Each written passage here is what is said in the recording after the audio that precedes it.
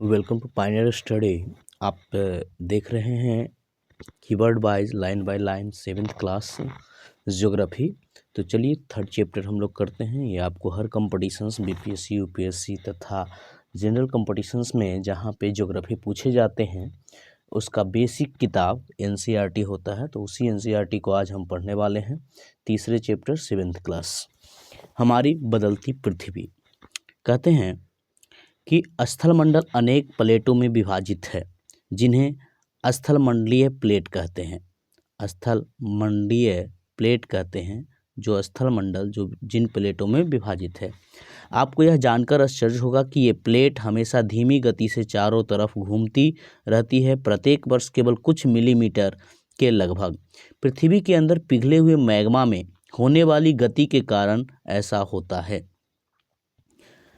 पृथ्वी के अंदर पिघला हुआ मैग्मा एक वृत्तीय रूप में घूमता रहता है, जैसा कि क्रियाकलाप दिखाया गया है। एक रंगीन कागज की छोटी सी गोली लीजिए और इसे जल के आधे भरे बीकर में रख दीजिए। बीकर की तिपाई पर रखकर गर्म करें तथा गर्म होने पर आप देखें कि गर्म जल की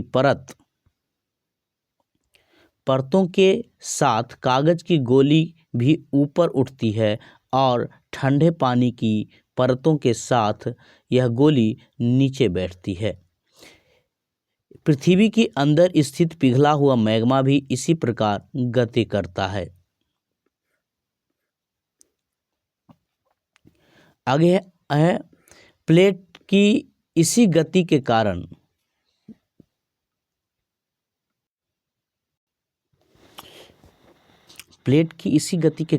पृथ्वी की सतह पर परिवर्तन होता है। पृथ्वी की गति को उन बलों के आधार पर विभाजित किया गया है जिनके कारण ये गतियाँ होती है। जो बल पृथ्वी के आंतरिक भाग में घटित होती है, जिसको हम क्या बोलते हैं, पृथ्वी के अंदर लगने वाले बल को अंतर्जनित बल या एंडोजेनिक फोर्स, और वे बल जो पृथ्वी की सतह पे उत्पन्न गति करती है उसे हम बहिर्जनिक फोर्स या एक्सोजेनिक फोर्स कहते हैं। अंतर्जनित बल कभी आकस्मिक गति उत्पन्न करती है, मतलब अचानक से गति उत्पन्न करती है, तो कभी धीमी गति। भूकंप एवं ज्वालामुखी जैसे आकस्मिक गति के कारण होती है। आकस्मिक गति के कारण क्या होती है, भूकंप आती है और ज्वालामुखी होती है। आकस्मिक गति का मतलब जो अचानक गतियाँ होती है, पृथ्वी की सतह पर अत्यधिक हानि पहुंचाती है। तो यहाँ से आप कीवर्ड्स से सारे लिखते चलें, रोक कर भी लिख सकते हैं। चलिए आगे बढ़ते हैं। इसको एक कॉन्सेप्ट मैप में दिखाया गया है कि किस बल के कारण कौन सी गतिविधियाँ पृथ्वी करती है। तो जैसे पृथ्वी की गतियाँ के लिए दो बल जिम्मेवार है। एक बल कौन सा है, अंतर्जनित बल, और दूसरा है बहिर्जनित बल। जो पृथ्वी के आंतरिक सतहों में आंतरिक प्लेटों की गति करवाती है अंतर्जनित बल, जो पृथ्वी के बाह्य सतहों को गति करवाती है बहिर्जनित बल। अंतर्जनित बल दो टाइप के हैं, आकस्मिक बल और पटल विरूपण बल। मतलब प्लेटों का जो रूप बदल दे वो बल, जिसको धीमी बल भी कह सकते हैं। आकस्मिक बल के कारण भूकंप आती है, ज्वालामुखी आती है और भूस्खलन यानी भूमि धंस जाती है। तथा पटल विरूपण बल या धीमी गति का जो अंतर्जनित बल है वो पर्वत निर्माणकारी बल कहलाता है। यानी पटल विरूपण बल, पटल यानी प्लेटों के रूप को बदलने वाला बल पर्वत निर्माणकारी बल कहलाता है। वहीं बहिर्जनित बल को अपर्दन या निक्षेप बल कहते हैं। नदी का बहता जल, पवन, समुद्र तरंगे और हिमनद, या तो ये किसी चीज़ को काट कर लेकर जाता है तो उसे अपर्दन कहते हैं, और या तो ये कहीं छोटे छोटे चीज़ों को छोड़ देता है वहाँ पे तो उसे हम निक्षेपण कहते हैं। तो यहाँ पे ये डायरेक्ट स्थल रूपों का विकास किस तरीके से होता है ये आपका यहाँ लिखा हुआ था। चलिए आगे बढ़ते हैं। स्थलमंडलीय प्लेट भूप्रपट्टी में अनेक बड़ी एवं कुछ छोटी कठोर असमान आकार की प्लेट होती है जिन पर महाद्वीप और महासागर की सतहें टिकी हुई है। आगे है यहाँ पे, जैसा कि अभी अभी आप लोगों ने देखा था कि एंडो का मतलब होता है अंतः और जेनिक का मतलब होता है उत्पत्ति, इसलिए एंडोजेनिक का मतलब हो गया अंतर्जनित। एक्सो का मतलब बाह्य और जेनिक का मतलब उत्पत्ति, यानी एक्सोजेनिक का मतलब हो गया बाह्य उत्पत्ति या बहिर्जनित, बाह्यजनित।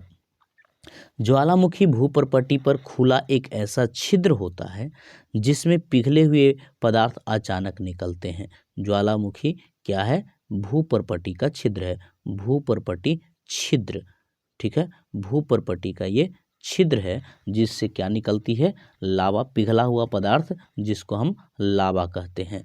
जैसे यहाँ पे दिखाया गया है कि ज्वालामुखी के कुछ हिस्सों को हम जिस रूप में जानते हैं, जैसे आप इस पिक्चर से बिल्कुल क्लियर हो जाएगा। ये नीचे क्रोड में आपको पता होगा कि नीचे पिघली हुई अवस्था में प्रत्येक पदार्थ होती है, मेंटल के नीचे यानी क्रोड में। तो ये आपका मेंटल है, ये ऊपर भूपर्पटी है, ठीक है, ये ऊपर वाला बहुत पतला हिस्सा, और नीचे जो मैग्मा है, ठीक है, पूरी तरह से लावा जो है, तो लावा कोस्ट कहीं पे नज़दीक मतलब कमज़ोर परत मिलती है तो उसको उफाड़ते हुए आगे की ओर जाती है। तो ये ज्वालामुखी उद्गम केंद्र हो गया, मतलब जहाँ पे ज्वालामुखी की उत्पत्ति हुई। ये आगे की ओर निकलता है और जो गैस एवं राख होता है, चूँकि ये जलाते हुए सब चीज़ को निकलेगा, तो गैस राख ऊपर द्वार से निकलेगा। ये ज्वालामुखी का द्वार, या इसी को क्या कहते हैं? क्रेटर कहते हैं। तो इसको हम और क्या लिख सकते हैं? ज्वालामुखी द्वार कह सकते हैं। ज्वालामुखी द्वार को हम क्रेटर कहते हैं। उसके बाद ये जो निकास के लिए जो रास्ता बना है, इसको ज्वालामुखी रास्ता कहेंगे या वेंट कहते हैं। और ये जो पिघली हुई पदार्थ निकलती है, इसे हम लावा कहते हैं। मैग्मा का जो ऊपर निकलता है उसी को हम लावा कहते हैं। तो आपको समझ में आ गया होगा। ये मैग्मा कोस्ट, जहाँ से मैग्मा उत्पन्न हो रही है या जहाँ पे मैग्मा इकट्ठा है, उसको हम क्या बोलते हैं? Magma coast. तो इस प्रकार से एक ज्वालामुखी में क्या क्या हो जाता है? मैग्मा कोस्ट, लावा, निकास वेंट, क्रेटर, गैस एवं राख, और ये मेंटल और प्रॉपर्टी, जो कि पृथ्वी की दो बाहरी परतें हैं। अंदर वाला परत क्या होता है? क्रोड, जिसमें पदार्थ मैग्मा के रूप में रहती है। चलिए आगे बढ़ते हैं। एक बर्तन लें, जल से भरकर ढक्कन से बंद कर दें तथा जल गर्म करने के लिए रख दें। जब कुछ मटर, चम्मच और मोती ढक्कन के ऊपर रख दें, आप क्या देखते हैं? जैसे ही जल में उबाल आता है, ढक्कन भी हिलने लगता है। जो वस्तु को आप अपने आप ढक्कन के ऊपर रखी है, उनमें कंपन होने लगती है, दाने नीचे गिर जाते हैं और चम्मच के कंपन से ध्वनि उत्पन्न होती है। इसी भांति भूकंप आते हैं तो पृथ्वी में कंपन उत्पन्न होने लगता है। इसी प्रकार स्थलमंडलीय प्लेटों की गति करने पर पृथ्वी की सतह पर कंपन होती है। यह कंपन पृथ्वी के चारों ओर गति कर सकती है। इस कंपन को ही भूकंप कहते हैं। यानी पृथ्वी के कंपन को या भूपर्पटी के कंपन को क्या कहते हैं? भूकंप कहते हैं। भूपर्पटी के नीचे वह स्थान जहाँ कंपन आरंभ होता है उसे उद्गम केंद्र कहते हैं। यानी उसको उद्गम केंद्र या भूकंप केंद्र कहेंगे, जहाँ पे क्या होता है? भूकंप की शुरुआत होती है। उद्गम केंद्र के भू सतह पर निकटतम स्थान को अधिकेंद्र कहते हैं। तो जहाँ से उत्पन्न हुआ नीचे, मतलब यहाँ से अगर नीचे उत्पन्न हुआ ये फटने के कारण, तो इसको हम उद्गम केंद्र कहेंगे। और इसकी वजह से जो ऊपर कंपन हुआ उसको हम अधिकेंद्र कहेंगे। अधिकेंद्र से कंपन बाहर की ओर तरंगों के रूप में गमन करती है। अधिकेंद्र के निकटतम भाग में सर्वाधिक हानि एवं अधिकेंद्र के दूर भाग में भूकंप की तीव्रता घटती जाती है। भूकंप की तीव्रता मापने के लिए एक खास प्रकार के यंत्र की आवश्यकता होती है, जिसको हम बोलते हैं रिएक्टर पैमाने पे भूकंप को और सिस्मोग्राफ की मदद से अति करते हैं। आगे है, यहाँ पे आपको दिख रहा होगा कि भूकंप को समझने के लिए ये फिगर बहुत, जैसे यहाँ पे ये उद्गम केंद्र है जहाँ से भूकंप की शुरुआत हुई। उद्गम केंद्र वह स्थान जहाँ भूकंप उत्पन्न होता है और भूकंपीय ऊर्जा का उद्गम केंद्र कहलाता है। किस ऊर्जा का? भूकंपीय ऊर्जा का। चूँकि वो तरंग भी एक प्रकार की ऊर्जा है, तो भूकंप तरंग का ये उद्गम केंद्र है, यहाँ से उत्पत्ति हुई है। ये जो सीधे सीधे लंबवत गई है, सतह तक, इसको बोलते हैं अधिकेंद्र। और सबसे पहले यहाँ जाएगी क्योंकि ये दूरी सबसे कम है। जैसे जैसे ये इधर की ओर बढ़ेगी, प्लेट आगे पीछे होंगे, ठीक है, तो प्लेट की सीमाएं बदलेगी। भूकंपी तरंगे सभी दिशाओं में बाहर की ओर निकलती है। तो इसमें भूकंप तरंगे, ये पूछा जाता है कि भूकंपी तरंगे जो उत्पन्न होती है कितने प्रकार की होती है, तो ये 3 प्रकार की होती है। कौन कौन? पी तरंगे, ये भी पूछा जा सकता है कि जो पी तरंगे होती है, पी टाइप का भूकंप तरंग होता है, वो कैसा तरंग है, तो वो अनुदैर्ध्य तरंग है। याद रखें, ये ब्रैकेट में अनुदैर्ध्य तरंग लिख लें।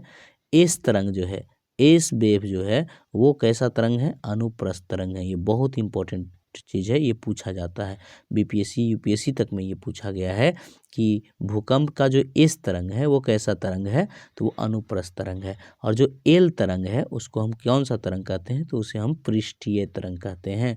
ठीक है, तो भूकंप की 3 तरंगें पी एल एस या P S L, P S L, ठीक है, ये क्या है? अनुदैर्ध्य है। ये क्या है? अनुप्रस्थ है। ये क्या है? पृष्ठीय है।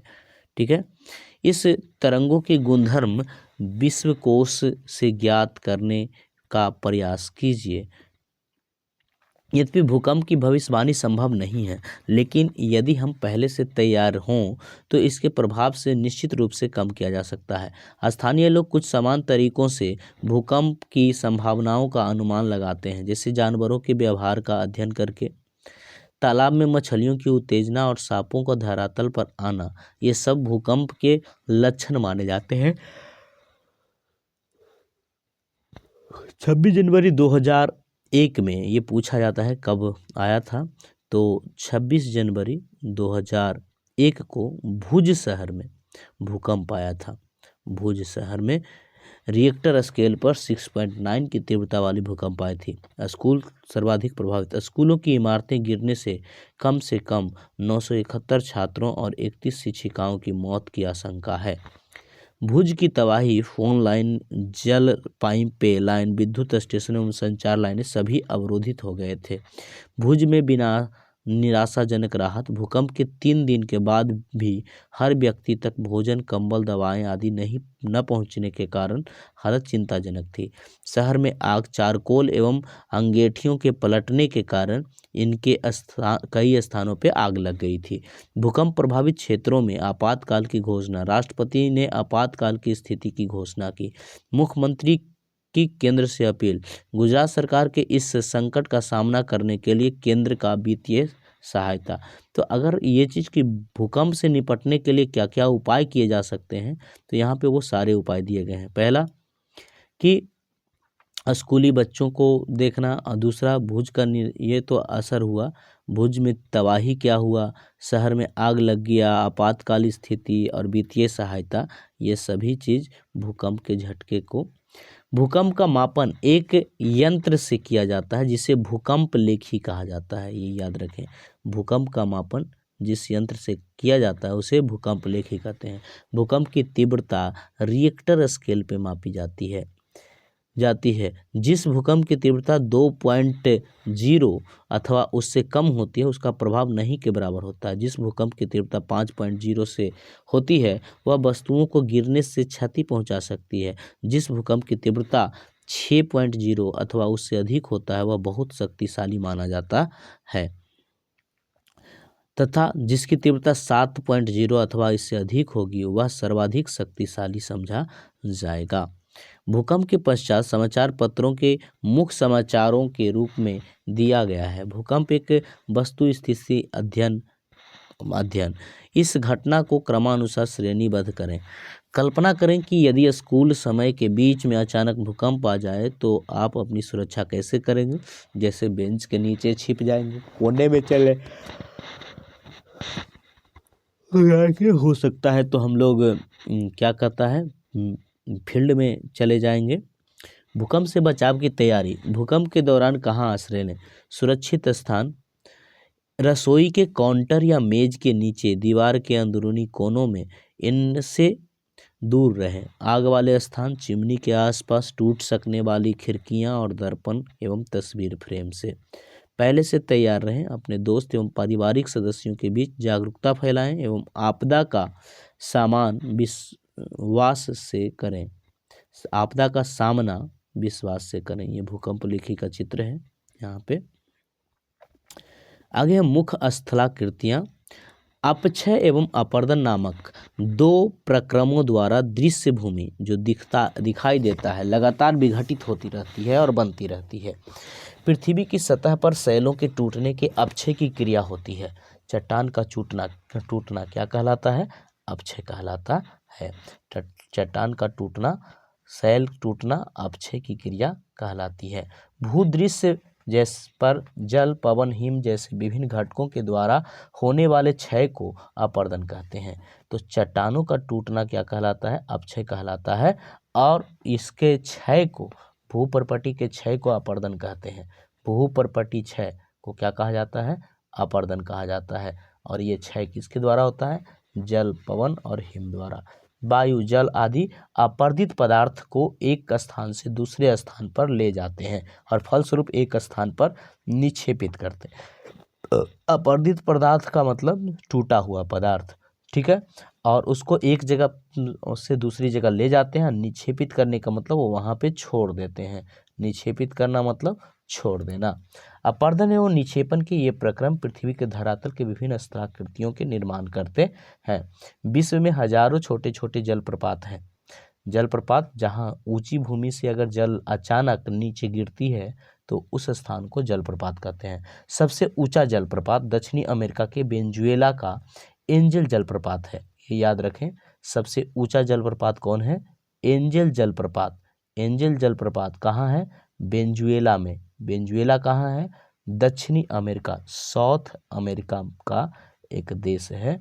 साउथ अमेरिका एक महादेश है, साउथ अमेरिका का, ठीक। एंजल जलप्रपात जो है वेनेजुएला का, वो सबसे ऊंचा जलप्रपात है। सबसे ऊंचा जलप्रपात है। इसको इस तरीके से लिख सकते हैं और ब्रैकेट में ये कि ये दक्षिण अमेरिका के वेनेजुएला में है।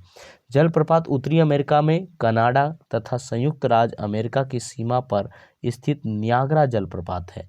नियाग्रा कहाँ है? नियाग्रा कनाडा में है।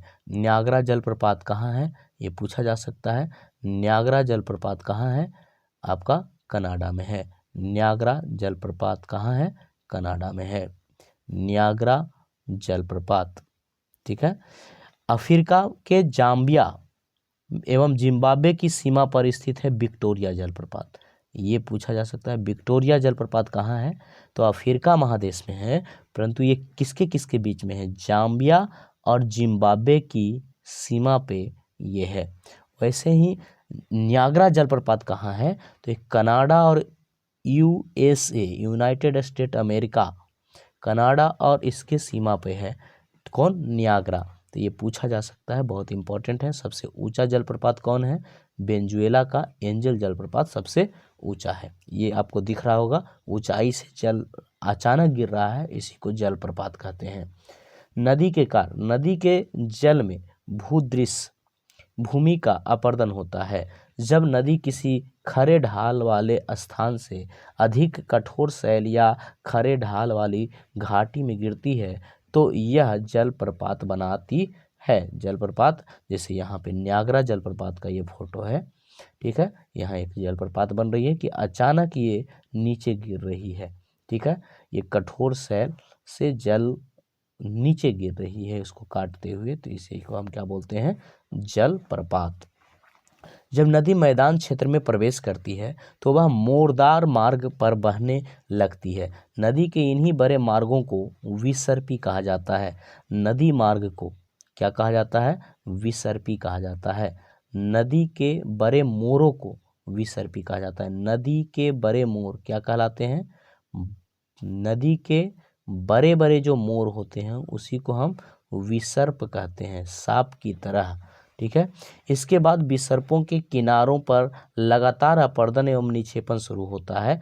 विसर्पी लूप के सिरे निकट आते हैं और समय के साथ विसर्पी लूप नदी से कट जाते हैं और एक अलग झील बनाते हैं जिसे चाप झील कहते हैं, ठीक है। तो विसर्पी मोर जो होता है वो क्या बनाता है, चाप झील का निर्माण करता है। विसर्पी मोर इसको बोलेंगे। चाप झील का निर्माण कौन करता है, विसर्पी मोर चाप झील का निर्माण करता है। ये आपका विसर्पी मोर है, ठीक है। और ये धीरे धीरे काटते काटते अगर यहाँ से ये इस तरीके से आ गया और ये अलग हो गया, जैसे ये वाला चीज़ ये करते करते करते करते आगे बढ़ गया और इसको अलग छोड़ दिया, तो ये हमारा क्या कहलाएगा, चाप झील। और ये कहलाएगा विसर्पी मोर। ये जो ये मोर है, ये मोर है, ये सब कहलाएगा विसर्पी मोर। कभी कभी नदी अपने तटों से बाहर बहने लगती है, फलस्वरूप निकटवर्ती क्षेत्रों में बाढ़ आ जाती है। बाढ़ के कारण नदी के तटों निकटवर्ती क्षेत्रों में महीन मिट्टी एवं अन्य पदार्थों का निक्षेप करती है। ऐसे मिट्टी एवं पदार्थ को अवसाद कहते हैं, ठीक है। तो नदियाँ क्या छोड़ती है, अवसाद छोड़ती है। नदियाँ क्या छोड़ती है, अवसाद छोड़ती है। नदियाँ जो छोड़ती है उसे अवसाद कहते हैं, अवसाद छोड़ती है। इससे समतल उपजाऊ बाढ़कृत मैदान का निर्माण होता है। तो बाढ़कृत मैदान यानी बाढ़ से उत्पन्न मैदान को क्या कहेंगे, बाढ़कृत मैदान कहेंगे। नदी के उत्थित तटों को तटबंध कहते हैं। तो नदी के उत्थित तट, नदी तट को क्या बोला जाता है, तटबंध कहते हैं। आप देखे होंगे नदियों के किनारे जो होते हैं वो ऊंचे ऊंचे होते हैं, तो उसी को हम क्या बोलते हैं, नदी का तटबंध कहते हैं। उत्थित तट, ऊंचा हुआ तट, नदी का, नदी उत्थित तट, ब्रैकेट में ऐसे लिख देंगे, नदी उत्थित तट को हम तटबंध बोलते हैं। समुद्र तक पहुँचते पहुँचते नदी का प्रवाह धीमा हो जाता है तथा नदी अनेक धाराओं में विभाजित हो जाती है। नदी क्या होती है, अनेक धाराओं में विभाजित हो जाती है, जिससे वितरिका कहते हैं। तो नदी की धाराओं में बटना, जैसे यहाँ पे ये बहुत सारे धाराओं में बट रही है, तो ये क्या कहलाएगी, वितरिका कहलाएगी। तो नदी की धाराओं का बटना यानी नदी धारा का वंटन, बंटन यानी वाटना, नदी धारा बंटन, बंटन क्या कहलाता है, वो वितरिका कहलाता है। यह नदी इतनी धीमी हो जाती है कि यह अपने साथ लाए मलबे का निक्षेप करने लगती है और प्रत्येक वितरिका अपने मुहाने का निर्माण करती है। सभी मुहानों के अवसादों के संग्रह को, मुहाना अवसाद को, संग्रह को क्या कहा जाता है, डेल्टा। मुहाना मतलब जहाँ नदी किसी बड़े जल आशय में, जल सागर में गिरती है तो उसे मुहाना कहते हैं। तो मुहाना के अवसादों को, मुहाना के अवसाद संग्रह को क्या कहा जाता है, डेल्टा कहा जाता है, ठीक है। सुंदरबन डेल्टा सबसे, विश्व की कुछ नदियों के नाम ढूंढें जो डेल्टा का निर्माण करती है, उसमें गंगा ब्रह्मपुत्र का जो डेल्टा है, सुंदरबन डेल्टा, वो काफ़ी प्रसिद्ध है। आगे है यहाँ पे समुद्री तरंग के कार्य। समुद्री तरंग के अपर्दन एवं निक्षेपण तटीय स्थलाकृति बनाते हैं। समुद्री तरंग लगातार सैलों से टकराती है जिससे दरार विकसित हो जाती है। समय के साथ ये बड़ी और चौड़ी होती जाती है, इनको समुद्री गुफा कहते हैं। तो समुद्री तरंग क्या, किसका निर्माण करती है, समुद्री गुफा का निर्माण करती है, समुद्री गुफा। इन गुफाओं के बड़े होते जाने पर इनमें केवल छत ही बचता है, जिसे तटीय मेहराब कहते हैं। अगर ये गुफा अंदर से जाते जाते जाते जाते तो ये आपका तटीय मेहराब, ये धीरे धीरे धीरे धीरे इतना बड़ा हो जाएगा, ठीक है। और केवल ऊपर से इस तरीके से द्वार जैसा दिखेगा, तो इसी को हम क्या बोलेंगे, तटीय मेहराब कहेंगे। और ये मतलब एक तरफ, ये पूरी तरह से उस तरफ नहीं है, परंतु ये क्या है, ये पूरी तरह से उस तरफ जा सकते हैं इससे होकर। तो ये कहलाएगा गुफा और ये कहलाएगा तटीय मेहराब, ठीक है। लगातार अपर्दन छत की ओर तोड़ देता है और केवल दीवारें बचती है। दीवार जैसे आकृति को अस्टैक कहा जाता है। जैसे धीरे धीरे धीरे धीरे अगर ऊपर वाला छत पूरा टूट गया तो ये आपका एक दीवार के तरह खड़ा रहेगा, तो इसी को हम क्या बोलेंगे, अस्टैक बोलेंगे। तो आपको यहाँ 3 चीज़ मिला, कौन कौन, समुद्री गुफा, तटीय मेहराब और अस्टैक, ठीक है, उसको क्या बोलेंगे, स्टैक कहेंगे। समुद्री दीवार कह सकते हैं इसको। स्टैक का मतलब समुद्री दीवार, समुद्र में दीवार की आकृति के समान खड़ा हो जाए उसी को हम क्या कहेंगे, स्टैक कहेंगे। समुद्री जल के ऊपर लगभग ऊर्ध्वाधर उठे हुए ऊंचे शैल तटों को समुद्री भृग कहते हैं। मतलब जो ऊपर उठा हुआ है समुद्र में उसे हम क्या बोलेंगे, समुद्री भृगु कहेंगे। समुद्री तरंगे किनारे पर अवसाद जमा कर समुद्री पुलीन का निर्माण करती है। तो जो अवसाद, जो ऊंचे शैल होते हैं उसे हम बोलते हैं समुद्री भृग, और समुद्री पुलीन का निर्माण करते हैं। जो अवसाद होते हैं वो किनारे पे क्या करते हैं, समुद्री पुलीन का निर्माण करते हैं। ये सब आप ध्यान रखें कि समुद्री भृगु जो ऊंचे शैल तट हैं, ऊंचे चट्टानी तट जो है उसे हम समुद्री भृगु कहते हैं, और ऊंचे जो अवसादी तट है उसे हम समुद्री पुलीन कहते हैं। अवसादी तट को क्या कहा जाता है, समुद्र के अवसादी तट को समुद्री पुलीन कहा जाता है। ठीक है, तो आगे बढ़ते हैं। समुद्र में ये सारी आकृतियाँ, ये सारे चीज़ देखने को मिलते हैं। समुद्री पुलीन अवसादी तट को कहते हैं। हिमनद के कार्य। हिमनद अथवा हिमानी बर्फ की नदियाँ होती है। हिमनद अपने नीचे की कठोर चट्टानों से गोलसम्मी मिट्टी और पत्थरों को अपरदित करती है, देती है। गोलसम्मी मिट्टी एवं पत्थरों से भूदृश्य का अपरदन करती है। किस मिट्टी से, गोलासम्मी मिट्टी कहाँ होता है, हिमनद के नीचे। हिमनद किसको बोलते हैं, हिम यानी बर्फ, नद का मतलब नदी, बर्फ की नदी को हम हिमनद कहते हैं।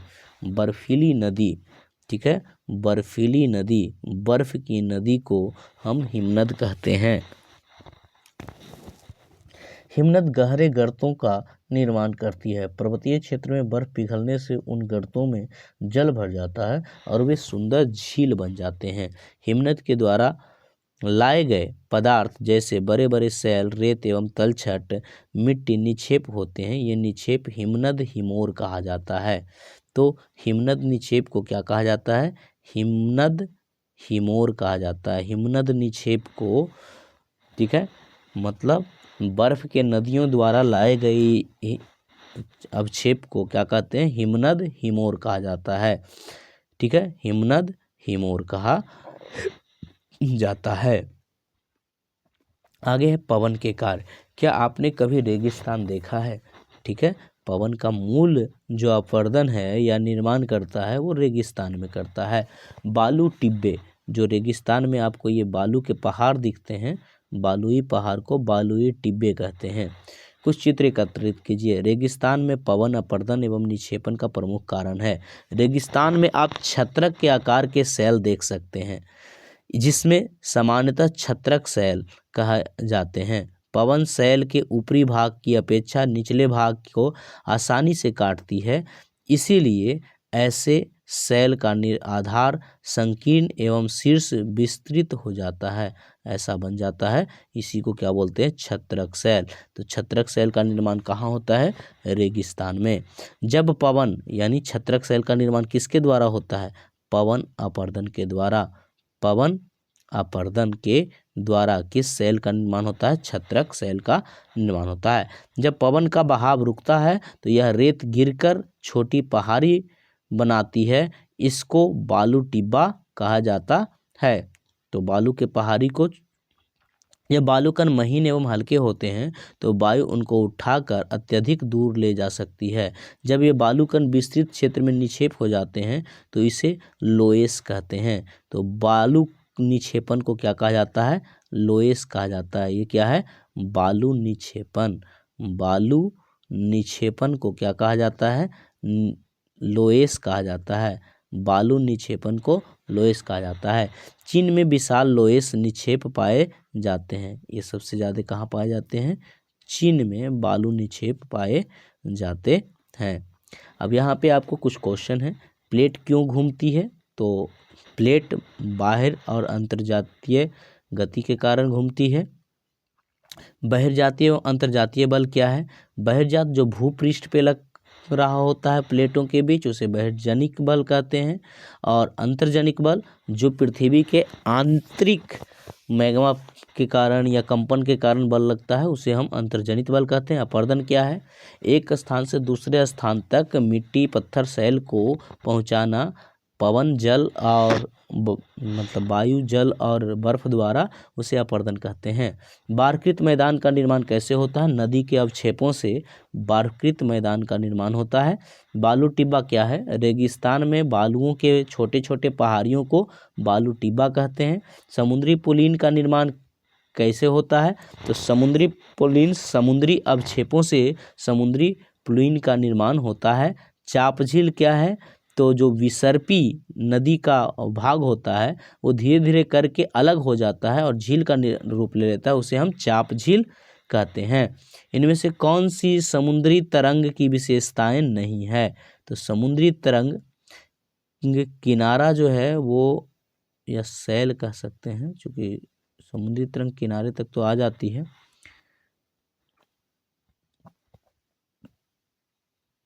हिमनद का निक्षेपण विशेषता क्या है? हिमनद, तो हिमनद हिमोर का निर्माण करती है। ठीक है। पृथ्वी की आकस्मिक गतियों के कारण कौन सी घटना होती है? आकस्मिक घटना के कारण ये ज्वालामुखी विस्फोट होता है। छत्रक शैल पाई जाती है, छत्रक शैल पाई जाती है रेगिस्तान में। ठीक है, छत्रक शैल पाई जाती है रेगिस्तान में। चाप झील, चाप झील यहाँ पाई जाती है, तो चाप झील पाई जाती है नदी घाटी में। ठीक है, चाप झील नदी घाटी में पाई जाती है। आगे यहाँ पे है, आपको मिलान करना है। जैसे हिमनद जो होता है वो क्या होता है? बर्फ की नदी होती है हिमनद, बर्फ की। विसर्पी क्या होता है? ये कह सकते हैं नदियों का विसर्पी आकार होता है। पुलिन क्या होता है? समुद्री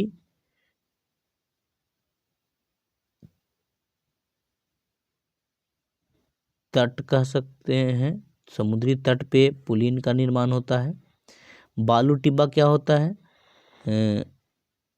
रेगिस्तान में निर्माण होता है बालू टिब्बा। और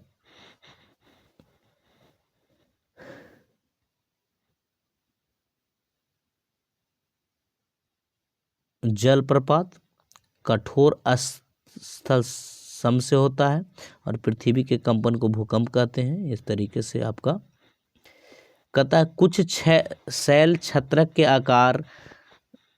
आकार में होते हैं, तो वो छाते के आकार में होते हैं। ठीक है, आगे बारकृत मैदान बहुत उपजाऊ होते हैं क्योंकि वो नदियों के निक्षेप में बहुत सारे तत्व उसमें मिले होते हैं। समुद्री गुफा स्टैक के रूप में परिवर्तित हो जाता है। जब समुद्री गुफा का ऊपरी जो छत है वो खत्म हो जाता है तो वह स्टैक के रूप में, दीवार के रूप में आ जाता है। भूकंप के दौरान इमारतें गिरती है क्योंकि भूकंप में कंपन होता है। यहाँ पे आपको ये दिख रहा है, ये जलप्रपात है। ठीक है, और ये आपका नदी है, विसर्पी आकार दिख रहा है, ये आपका मैदान है। ठीक है, यहाँ पे कुछ शब्द दिए गए हैं वर्ग पहेली, जिसको आपको नदी के लूप जैसा मोर को हम विसर्पी कहते हैं। जल का ठोस रूप बर्फ कहलाता है। हिम का चलना हिमोर कहलाता है। जल का ऊंचाई से गिरना जलप्रपात कहलाता है। समुद्री तरंग द्वारा दुर्बल शैल में बनाई गई प्राकृतिक गुफा को समुद्री गुफा कहेंगे। नदी के तटबंध जो होते हैं वो ऊंचे होते हैं। समुद्री जल का विशाल भंडार है। महासागर शुष्क प्रदेश जहाँ बालू के टिब्बे बनते हैं रेगिस्तान कहलाते हैं। बालू की छोटी पहाड़ी जो पवन के कार्य करती है, तो बालू का उसको पवन के कार्य से बनती है, उसे हम बालू टिब्बा कहते हैं। बालू के बाढ़ के समय नदी निक्षेप द्वारा निर्मित समतल मैदान बाढ़कृत मैदान कहलाता है।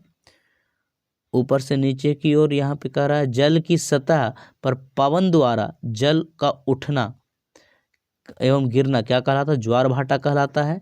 चैनल में जल का बहाव क्या होता है? चैनल में जल का बहाव ऊर्ध्वाधर होता है, अनुप्रस्थ होता है। आगे समुद्री तट एवं तीव्र ऊर्ध्वाधर शैल, तीव्र ऊर्ध्वाधर शैल से जलप्रपात बनते हैं। हिमनद द्वारा लाए गए पदार्थ को हिमोर कहते हैं। नदी विसर्पी द्वारा निर्मित चापाकार झील चाप झील कहलाता है। पवन द्वारा निक्षेपित महीन बालू टिब्बा कहलाता है। समुद्री तट के निकट एकल दीवार जैसे शैल को स्टैक कहते हैं। नदी के मुहाने पर अवसाद निक्षेप से निर्मित को बारकृत मैदान कहते हैं। तो इस प्रकार से आपका ये समाप्त हुआ। आप बने रहें पायनियर ऑडियो नोट्स के साथ, या ऑडियो नोट नहीं है, ये अंडरलाइन नोट्स है जिससे आपको कीवर्ड निकालना है। गुड लक दोस्तों, फिर मिलेंगे अगले पार्ट में।